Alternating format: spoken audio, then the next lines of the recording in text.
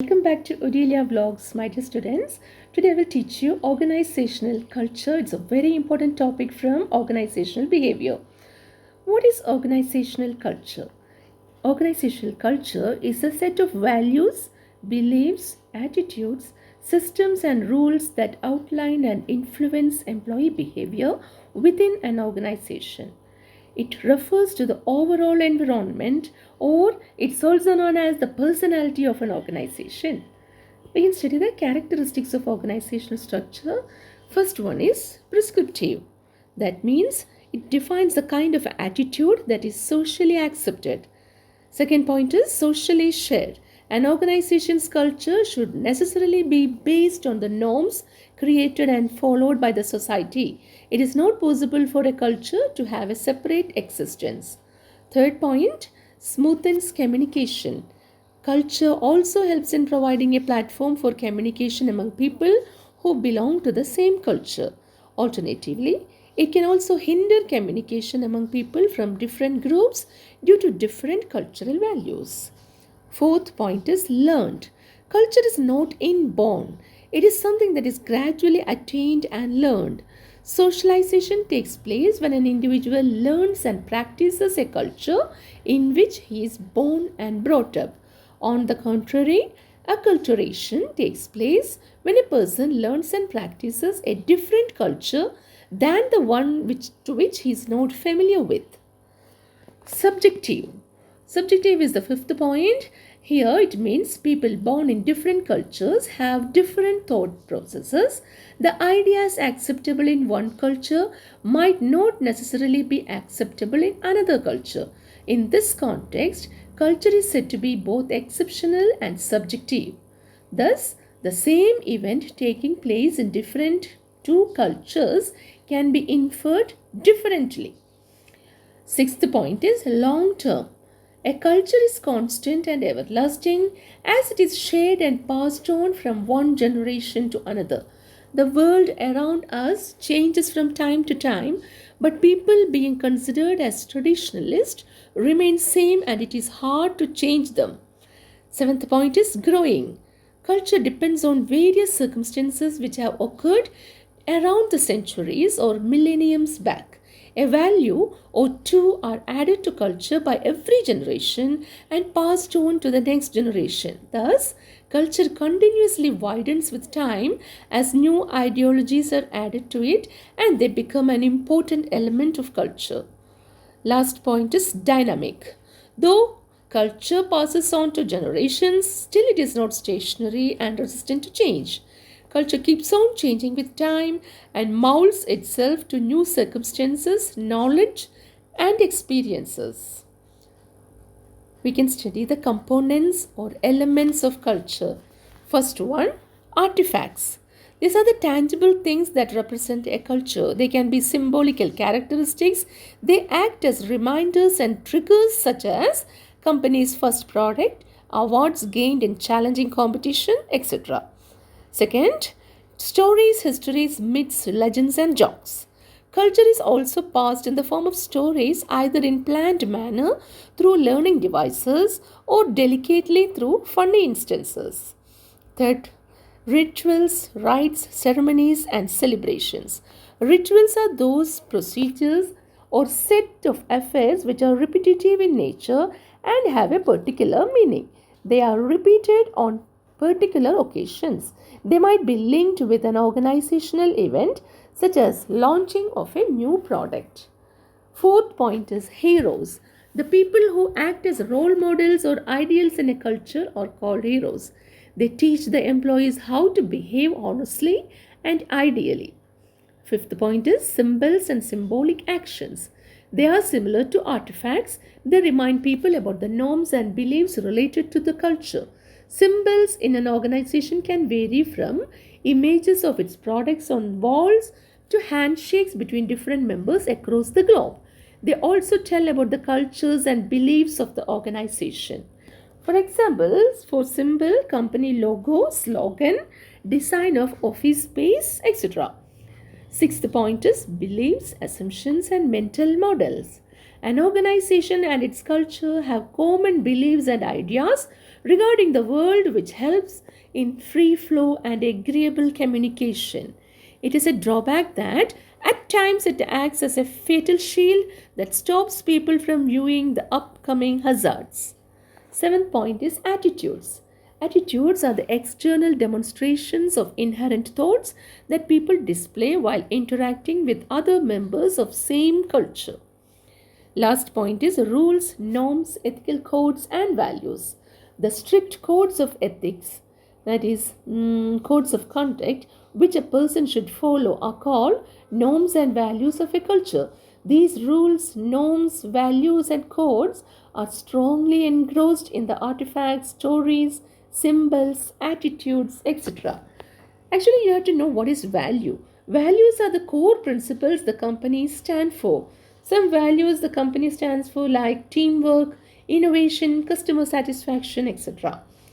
Now, norms. What are norms? They are the unwritten rules that guide behavior.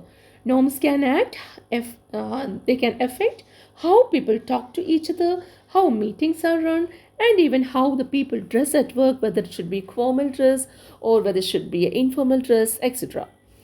Now we can study what are the functions of organizational structure. First one, define boundaries. Culture creates distinctions between one organization and another. One can easily delineate an organization on the basis of the type of culture it pursues. Second point is identity. Culture conveys a sense of identity for its members. People in an organization share some common values, beliefs, and attitudes, and this will create an identity for them. Third point is commitment. Culture generates commitment to something that is larger than one's own self interest. The commitment may be towards an organization, ideology, or common beliefs. Fourth point is social stability. Culture is the social instinct that helps to hold the organization together by providing appropriate standards for socially acceptable employee behavior. Last point is control mechanism. Culture serves as a control mechanism that guides and shapes the attitude and behavior of the employees. It helps employees to create a teamwork environment. Culture is one of the ways to enforce organizational standards and to maintain effectiveness. Now we can study the dysfunctions of organizational structure.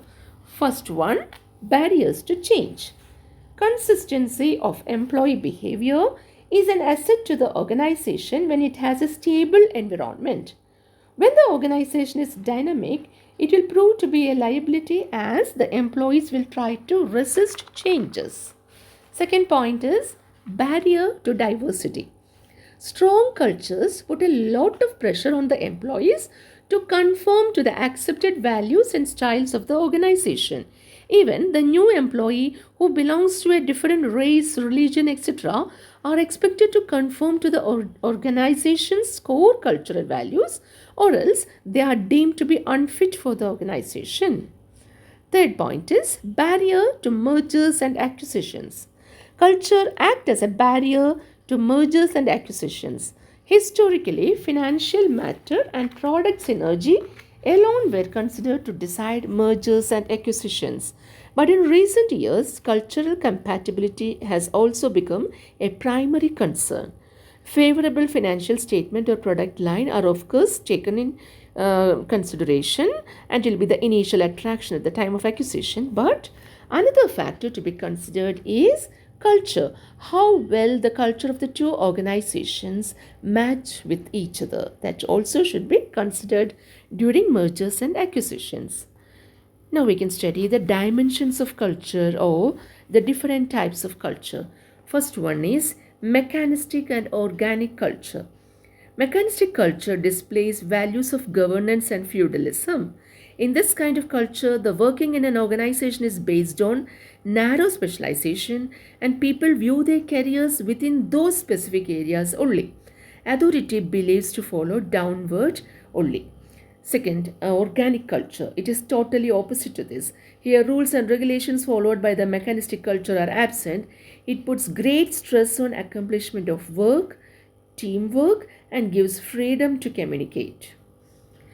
Second type of culture is authoritarian and participative culture.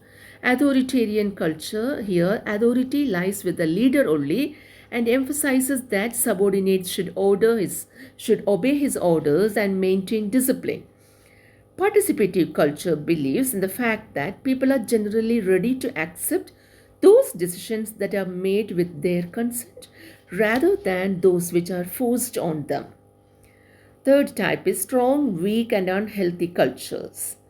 A strong culture has a positive impact on the employee, resulting in lower turnover rate, reduced absenteeism, enhanced bonding, and positive behavior. This is because all employees strongly believe in the organization. Weak culture consists of several subcultures having few common values, behavioral norms, and holy customs. In such organizations, there is no unity among the employees, and the top management also do not share any work culture with the subordinates. Now, unhealthy culture here, there exists an internal political environment that permits managers to practice dominance and oppose changes which are necessary for the organization. Fourth type of culture is dominant culture and subculture. Dominant culture means the central values which are acceptable by most of the employees. It is a macro cultural outlook that displays an organization's traits. Subculture is present in departments, divisions, and geographical areas and reveals the basic issues and experiences of employees who belong to that area. It may contain the basic values of the dominant culture and those values which are unique to a particular department or area. Now we can study the suggestions for changing culture. What are the suggestions? First one, the top management people should become the positive role models and set examples through their own behavior. Second point is adding new members, especially at higher levels, is a powerful strategy to change the culture. Third point, the socialization process should be redesigned to align with the new values. Fourth one, unwritten norms and beliefs should be replaced with formal rules and regulations that are tightly enforceable. Fifth one, extensive use of job rotations should be made. Sixth point, change in the top management will have huge impact on others. Last point is employee participation needs to be stronger. And this is the end of the session. Study very well. Organizational culture is very important as a question. You have to study all the functions and dysfunctions. Thank you, my dear students.